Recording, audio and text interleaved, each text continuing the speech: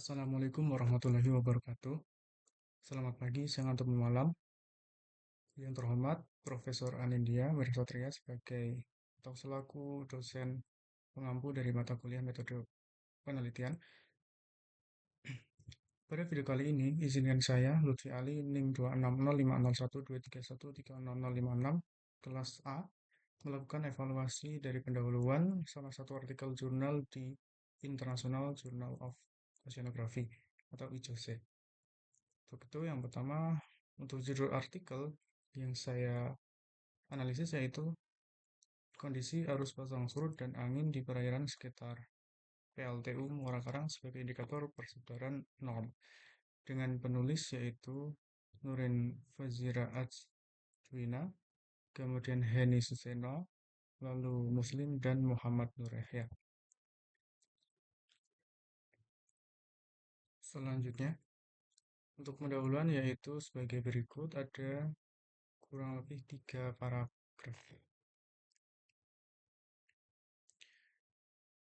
Ini bisa saya baca dulu. Salah satu pembangkit listrik dengan lokasi strategis di ibu kota Jakarta adalah PLTU 4-5 Muara Karang yang mampu memenuhi 15% dari total kebutuhan listrik di DKI Jakarta. Terdapat 2 unit operasional berkapasitas 2x200 MW. PLTU dengan sistem dual firing yang dapat menggunakan bahan bakar gas dan bahan bakar minyak atau marine fuel oil atau campuran gas dan minyak. Hernandez et al. 2014 menyatakan bahwa penggunaan bahan bakar fosil untuk PLTU menghasilkan lepasan berupa abu terbang atau fly ash dan abu dasar atau bottom ash yang mengandung norm dengan konsentrasi aktivitas tertentu.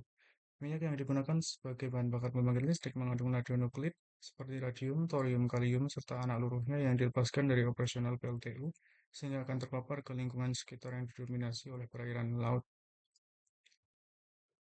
Fly ash yang keluar akan terbawa angin karena ukuran partikelnya yang halus dan kemudian memasuki perairan dalam bentuk partikulat yang persebarannya dipengaruhi oleh arus dan terendapkan dalam sedimen dasar perairan. Terjadinya pengendapan norm ini akan memicu terjadinya TENORM, technologically enhanced naturally occurring radioactive material yang berbahaya bagi lingkungan. Norm di lingkungan khususnya di sedimen laut dapat berdampak pada peningkatan paparan internal, karena unsur-unsur tersebut akan masuk dalam suatu kehidupan organisme laut yang akhirnya sampai ke manusia melalui jejaring makanan. Menurut Susene dan Wahana 2018, sebaran radionukleid di kolam air disebabkan oleh proses difusi, adveksi, atau partikel scavenging, atau kemampuan menangkap unsur. Arus di perairan sekitar PLTU yang terletak di perairan Teluk Jakarta didominasi oleh pengaruh pasang surut. Hal ini sejalan dengan Wirasatria et al. 2006 yang menyatakan bahwa arus yang terjadi di Teluk dan Laguna adalah akibat massa air mengalir dari permukaan yang lebih tinggi ke permukaan yang lebih rendah yang disebabkan oleh pasut. Menurut Muslim et al. 2015, arus memberikan pengaruh langsung terhadap persebaran radionukleida di laut karena mampu membantu proses resistensi sedimen yang menggerakkan sedimen laut sehingga radionukleida yang telah terakumulasi berkemungkinan terlepas kembali ke perairan. Setelah dipengaruhi oleh arus, kondisi klimatologi juga berpengaruh pada sebaran spasial radionukleida. Fly ash berpotensi untuk terlepas ke lingkungan karena sistem filtrasi pada cerobong jika berfungsi dengan baik hanya dapat mengurangi emisi abu terbang ke udara sekitar 95%, sehingga sisanya terlepas ke lingkungan dan berpotensi sebagai bahan pencemar. Fly ash dilepaskan ke lingkungan melalui pergerakan angin, sehingga angin dominan berpotensi memberikan atau mempengaruhi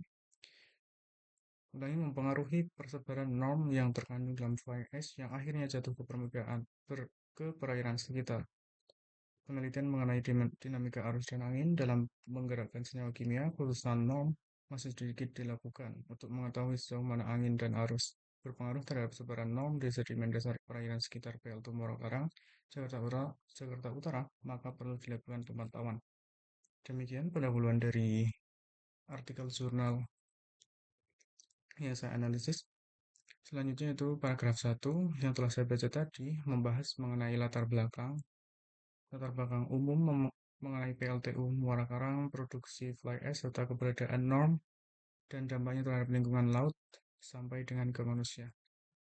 Pada kalimat terakhir jelaskan penyebaran radionukleida di kolam air, yang mana pada kalimat terakhir tersebut akan menyambung ke paragraf kedua, yang mana menjelaskan peran arus pasang surut dalam proses transport, resistensi sedimen, dan distribusi radionuklir di perairan. Pada paragraf 2 ini juga menjelaskan mengenai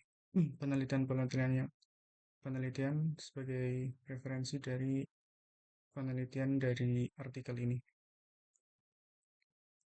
Kemudian paragraf 3 membahas mengenai pengaruh angin terhadap penyebaran fly ash. Kemudian terdapat pernyataan bahwa penelitian terkait dinamika arus dan angin terhadap norm masih terbatas. Kemudian dilanjutkan dengan menjelaskan tujuan penelitian secara spesifik serta secara implisit melakukan penekanan pada pentingnya penelitian terhadap dampak lingkungan. Jadi untuk gap dari penelitian terdahulu disampaikan pada paragraf ketiga, yang sekaligus juga dinyatakan atau dituliskan mengenai tujuan penelitian serta manfaat penelitian. Selanjutnya yaitu piramida penelitian. Untuk yang paling atas mengenai PLTU dan penyemaran tadi seperti yang dijelaskan pada paragraf pertama, kemudian di bawahnya mengenai proses masuk dari limbah atau fly ash maupun bottom ash yang mana masuk atau akan masuk ke lautan. Kemudian yang selanjutnya bawahnya yaitu faktor arus dan angin yang mempengaruhi penyebaran dari radionuklir dari fly ash tadi. Kemudian yang bawahnya yaitu gap penelitian, lalu tujuan penelitian. Untuk evaluasi yang dapat disampaikan atau dapat dianalisis pada artikel atau khususnya pendahuluan dari artikel yang saya pilih tadi, yaitu sebagai berikut. Dalam penulisan artikel ilmiah, khususnya bagian pendahuluan, terdapat paling tidak 5 tahapan atau struktur atau step yang berfungsi menyusun alur logika dari umum ke khusus. Penjelasannya yaitu pendahuluan diawali dengan tahap pertama berupa general statement, yaitu pernyataan umum yang memberikan gambaran luas mengenai bidang penelitian. Pada tahap ini penulis menjelaskan konteks atau latar belakang topik agar pembaca memahami isu yang akan dibahas. Nah, pada bagian general statement ini juga pada artikel-artikel yang baik atau yang bagus biasanya atau umumnya terdapat kalimat yang bombastis atau uh, menarik pembaca untuk meneruskan bacaannya ke kalimat-kalimat setelahnya. Kemudian pada tahap ini juga penulis menjelaskan konteks atau latar belakang topik agar pembaca memahami isu yang akan dibahas tadi yang saya sampaikan tadi. Kemudian tahap yang kedua yaitu review of related studies, berisi uraian yang lebih spesifik mengenai penelitian sebelumnya yang relevan. Biasanya disertai dengan citasi untuk menunjukkan apa saja yang telah diketahui dalam bidang tersebut. Pada bagian ini biasanya terdapat banyak referensi-referensi sebagai dasar ataupun modal untuk kita mengetahui gap dari penelitian mengenai bidang yang dikaji. Selanjutnya yaitu tahap ketiga, yaitu research gap. Nah, untuk mengidentifikasi kekurangan, keterbatasan, atau celah dari penelitian sebelumnya, sehingga menunjukkan bahwa masih ada hal yang perlu dikaji lebih lanjut. Saya rasa sudah jelas pada bagian ketiga, lalu bagian yang keempat berupa purpose of the study, yaitu pernyataan yang menjelaskan tujuan ataupun fokus utama penelitian yang dilakukan penulis sebagai respon terhadap gap yang telah diidentifikasi. Kemudian tahap kelima yaitu justification atau value of the study, merupakan penegasan mengenai pentingnya penelitian tersebut, baik dari segi kontribusi, ilmiah maupun manfaat praktisnya. Tahap ini bersifat opsional tetapi sangat dianjurkan karena dapat memperkuat urgensi atau pentingnya penelitian di mata pembaca ataupun ilmiah. Untuk penjelasan atau evaluasi dari artikel yang saya kaji ini, yaitu pendahuluan pada artikel sudah memenuhi kaidah structure of the introduction, yang mana yang 5 poin tadi dengan baik.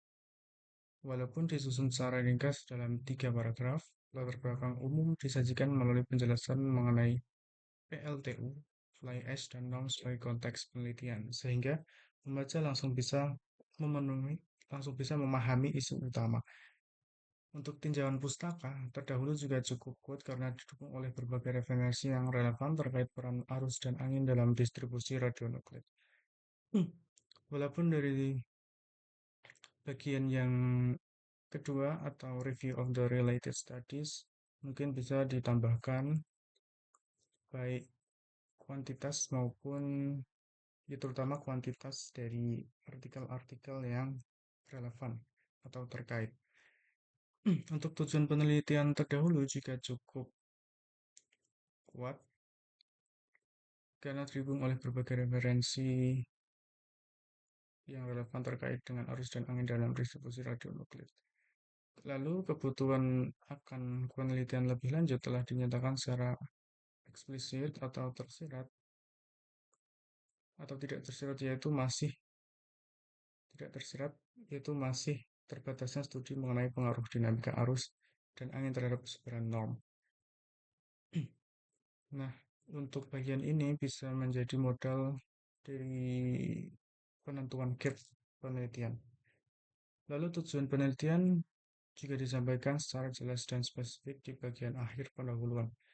Tetapi aspek justifikasi atau nilai penting penelitian belum ditegaskan secara kuat, misalnya dalam bentuk kontribusi ilmiah atau manfaat praktis penelitian.